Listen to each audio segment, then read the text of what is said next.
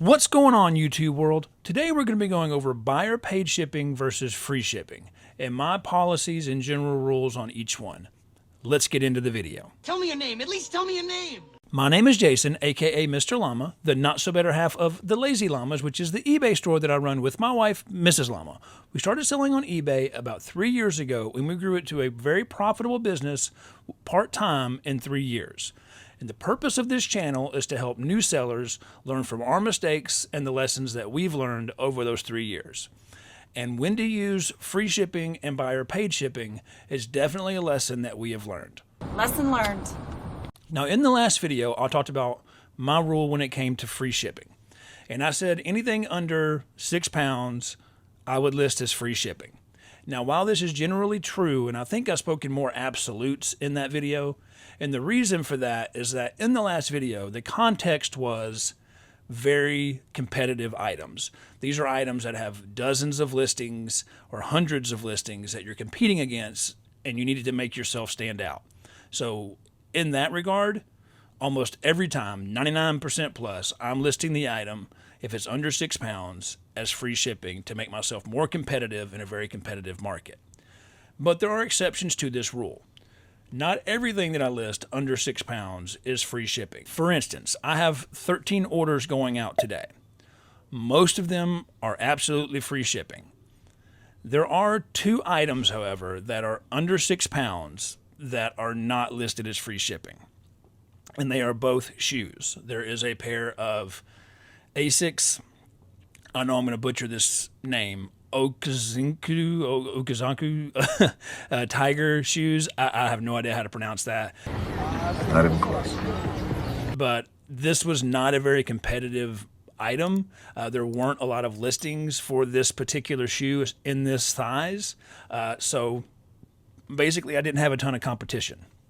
So I priced it with buyer paid shipping at $19.88. I only paid, I think, $5 or $6 for these shoes. So I listed them at $19.88 plus buyer paid shipping. And they sold within 3 weeks. I knew this wasn't going to be a item that sold very quickly, but there wasn't a lot of competition. They were what I call sitters, which things that I know will sell, but they might sit for a month or so. I picked these up at a Goodwill for, like I said, I think $5 or $6. I have to go back and look at my register to see, how much I paid for these exactly. Pretty sure these were $5.99. I think I paid $6 for them. But I listed them for $19.88 plus buyer shipping because it was not a super competitive item. I knew they would sell, and they did. Because you're so smart. Another pair of shoes that I sold with buyer paid shipping that is definitely under 6 pounds is this pair of Nikes. Again, it was a good shoe. There were sold comps in the $40 range, $40 to $50. There was not a lot of competition for this shoe.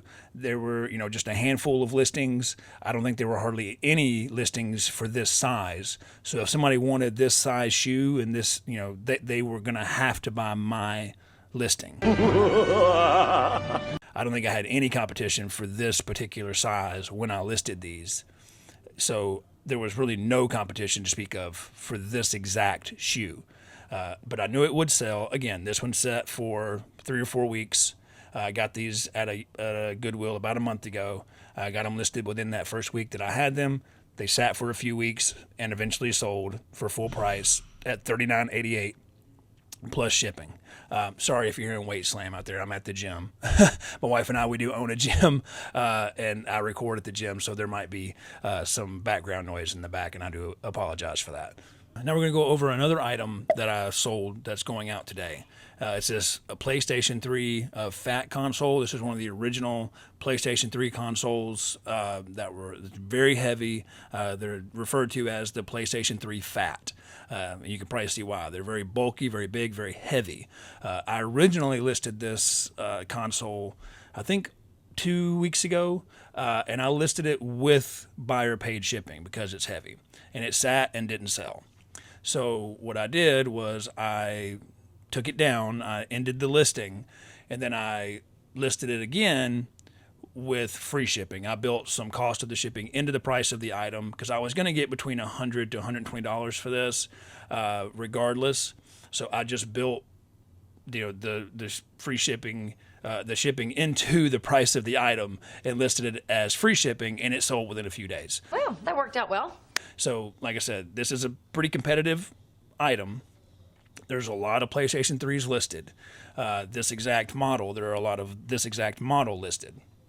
So it's very competitive, but sticking to my general rule, because it was so heavy, I tried listing it with buyer paid shipping. It didn't sell, so I took the listing down and relisted it. So I just listed it at $109.88 free shipping, and it sold within a few days. So the free shipping made this much more competitive in a competitive market, and it got it sold on over being buyer paid shipping. This is just a classic example of how free shipping makes your listing much more desirable than buyer paid shipping. Now, I get it. Listing items this heavy with free shipping is risky. I think that's pretty obvious. I think I got out pretty good on this one. I don't think this one's going very far. So I'm going to maximize my profit on this. The shipping on this is not going to be very bad. But if this had gone to somewhere like California, it could be very expensive. Now, I'm going to give you a little tip. I'm all ears. When you do free shipping, I shop around, and this PlayStation 3, if it was going to California, the difference between USPS Priority Mail and UPS Ground would be vastly different. UPS Ground would be far cheaper. Now, when it's going within my region or somewhere close by, the difference is only like a couple of bucks. So I might still just go with Priority Mail. That's a case-by-case basis. But I can't tell you how many times I've saved $10, $12 plus on shipping, switching from USPS Priority Mail to UPS Ground. And I know in your listing it says that it's like you have like a shipping method listed, and if it says buyer paid shipping and there's a shipping method listed, I will go with the shipping method listed. But when it's free shipping, even though your listing has a shipping method listed, like it usually just automatically says priority mail or first class or something like that. But if it says priority mail on a heavier item and I'm doing free shipping, I've shopped around and sent it UPS Ground, never had an issue with it. I've never had anybody contact me and said, hey, this was supposed to come, USPS priority mail, and it came UPS Ground. UPS Ground is just as fast. It'll get it there in just a couple of days after it ships out. And I've never had anybody say anything about it. And I only do it on heavier items that are going California, like West Coast stuff, since I'm in Tennessee on the East Coast. Anything going over, Northwest and, California, places like that are really expensive, heavier items, I will switch to UPS Ground, and it saves me $10 to $15 generally, and nobody has ever said anything about it. That's a good tip. So here you have examples on both sides of when my general rule should or can be broken, depending on how you look at it. So I had the shoes on these orders going out today, both under 6 pounds, but I listed plus shipping, which is against my general rule. Research shows rules are made to be broken. So they weren't very competitive items as far as listed comps. I knew they would sell because there were sold comps. So I listed them, making sure that I needed to get out of the price of the item what I wanted to recoup and get the profit margin that I wanted. So I just listed them at the price I wanted to get plus shipping. So I didn't have to worry about what shipping costs were going to be. Shipping was going to be calculated, and I was going to get the price of the item that I wanted. And I could do this because these weren't competitive items, and anybody searching for these particular shoes in this particular size were basically going to have me to choose from. So there wasn't a lot of competition. That's why I listed them this way. If these were shoes that were in high demand, like the Merrell shoes that I sell, Merrell shoes, 99% time, they are listed with free shipping because Merrell is a very hot brand. There's usually a lot of competition with those shoes. So those shoes and both pairs of Merrells that I've gotten from Goodwills in the past few weeks, both pairs were listed as free shipping and sold within 2 days. Now, on the other side of this coin, we're going over that PlayStation 3, which, as my general rule, would have been listed with buyer paid shipping because it was so heavy. And I originally did list it with buyer paid shipping, which turned out to be a mistake because it just sat. So I built a little bit of the cost of the shipping into the price of the item, and it sold within 2 days because the free shipping in a very competitive market with this PlayStation 3. There are a lot of PlayStation 3s listed. Even in this exact model, there are a lot listed. So there's a lot of competition. You know, I was fearful of the shipping being so expensive. That's why I tried to list it with buyer paid shipping, because it's so heavy. It didn't work. I had to make it more competitive to get it to sell.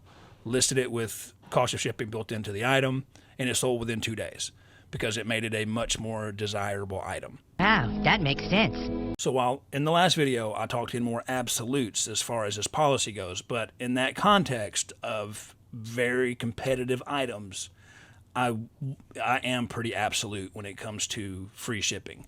If it is an extremely competitive item under that 6 pounds, 5 pounds and less, I am listing it with free shipping and free returns to make it a very competitive item to stand out against all the other ones. I hope this makes a little more sense. Like I said, you need to do what's best for you.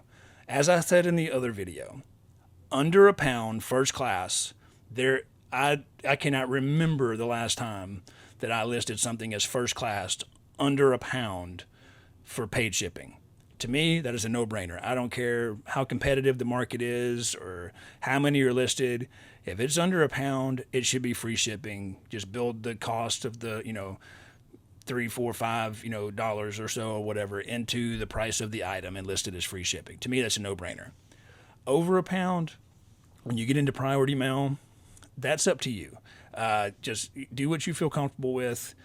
I can just tell you that free shipping makes your item more competitive and will be seen by more buyers. And we're going to end the video there. I hope you enjoyed it. Make sure you hit that like button, subscribe to the channel, hit that notification bell so you can see when we post future videos. And in case you don't know, God loves you, I love you, and we'll see you next time.